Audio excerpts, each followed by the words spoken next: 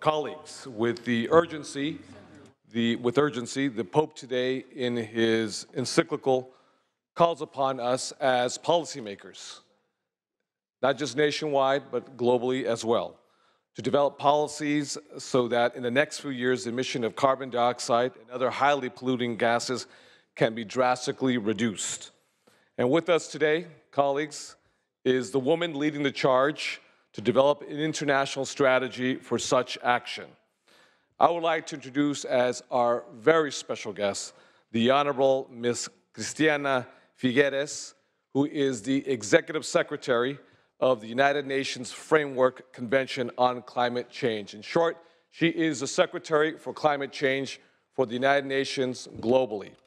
She is visiting California to meet with leaders across government, business, and philanthropy to bolster support for an international agreement on climate through the formal United Nations climate negotiation process at the end of this year at the COP Conference of Parties 21 in Paris, France. Christiana Figueres was appointed as the Executive Secretary of the United Nations Framework Convention on Climate Change by the UN Secretary-General Ban Ki-moon in 2010. Ms. Figueres has a long trajectory in the field of global climate change. She's directed 4 consecutive successful Conference of the Parties and is now in charge with the intergovernmental process to deliver the 2015 Paris Agreement on climate change. I had the distinct privilege and honor to attend the Conference of Parties 20 just recently in December in Lima, Peru, where we had Secretary Kerry as well as other presidents and prime ministers from throughout the world attend. This one in December, you'll have every single president and every prime minister and every secretary official from throughout the world convening in Paris 2015. Through her previous work, Ms. Figueres designed and helped establish national climate change programs throughout Latin America, and today plays a central role in the global climate change discussions as Executive Secretary of the UN Framework. As California continues to cement its climate leadership, it is important for us to engage in the global discussion, and that is why I am very excited to have Executive Secretary Figueres with us here today. What we have already done here and what we will do next will continue to set the stage for global action to address climate change. With that, she's going to share a few words, but before she shares a few words, let's give her a very warm embrace from the California State Senate.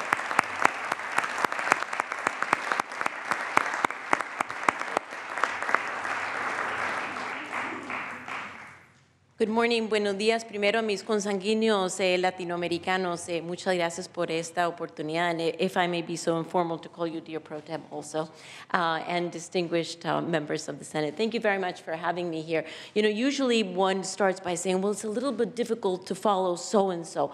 Today, I have to follow someone who's not even here. I have to follow the Pope. How difficult is that, right? He certainly has set the bar for all of us by truly making a clarion call to the moral responsibility that every single decision maker, no matter what level of government, no matter what level of corporate decision making you have, I think he has called us all to order. And I think we all stand up to that call. Now, my dear senators, I am very appreciative of this opportunity today. I know that you are used to thinking that California is completely unique. I would agree. What is possible in California is not possible anywhere. Without denying that reality, I also want to put it to you that California, from my perspective, because I work at the global level, is actually a microcosm. Now, for a state that is as large as California, you're probably not used to thinking of California as being a micro anything, but let me tell you that you are a microcosm of the world. Certainly from the perspective of climate change, because you have here realities that are very, very in tune and very in line with the realities of the larger world. You have an economic base that is as diverse as going from the highest tech all the way to agriculture. You have so many different cultures here, perhaps not quite as many as the United Nations, but getting there. You're definitely getting there.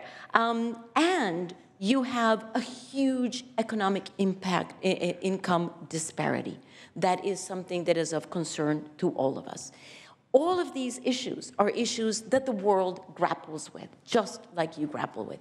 And in that context, the fact that way back in 2006, and thank you very much again, Fran, for that amazing leadership, since 2006 that you have been able to, within these beautiful building, to pass legislation that was truly landmark legislation then, and that since then, you have been able to implement and prove what the entire world wants to achieve now in Paris.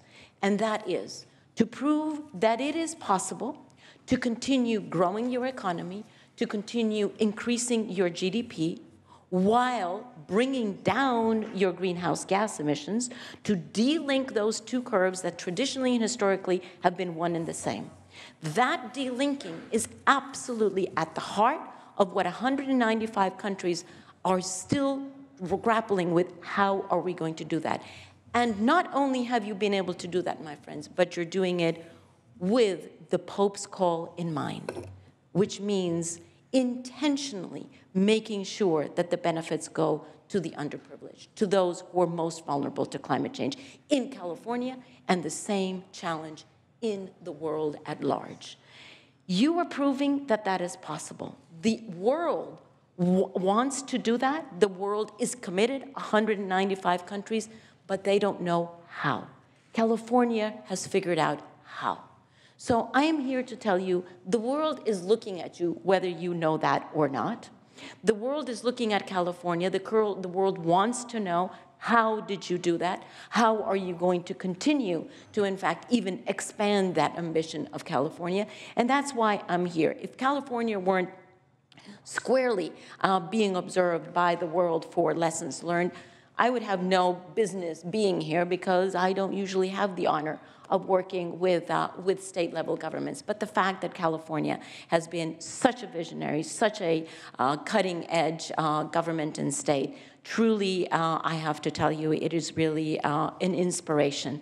And there are 195 countries that will go to Paris, knowing that that is the intent. We have to de-link those, but we cannot leave the most vulnerable populations of the world behind. California has an amazing story to tell. So please do tell. I'm also telling the story of California, but nobody can tell it better than you.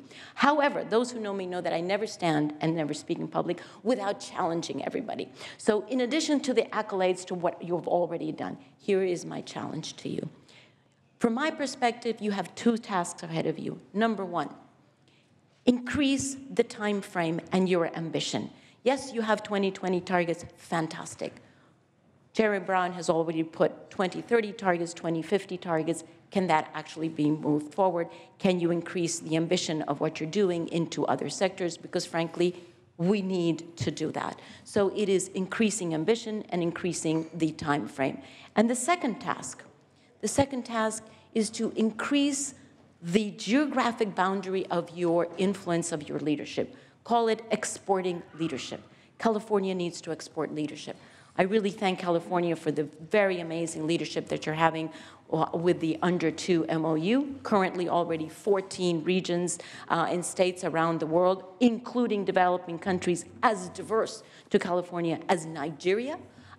That is true leadership, to be able to bring economies that are very, very different under the same concept and be able to share with them lessons learned and measures that have actually worked in California. So expand ambition, expand the time frame, expand your leadership. And if you all manage to do that, I can just retire to a beautiful beach in California.